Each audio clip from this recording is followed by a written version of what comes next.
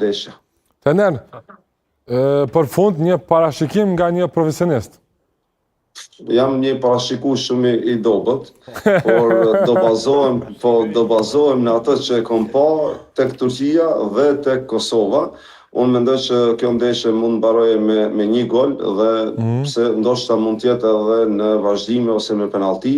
Shpresoj që të mbarojë me një gol dhe ai gol të jetë gol për Kosovën, që të shohim kampionatin botror edhe me syrin e tifozit edhe jo vetëm me një syr të një profesionisti. E shoh që atmosfera si në Prishtinë, si në Tiranë, po ashtu edhe në Shkup është e jashtëzakonshme.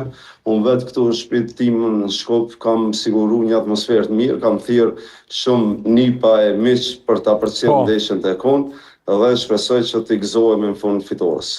Zeka është zëri 700-800.000 shqiptarëve të Maqedonisë që sot me sy e zemër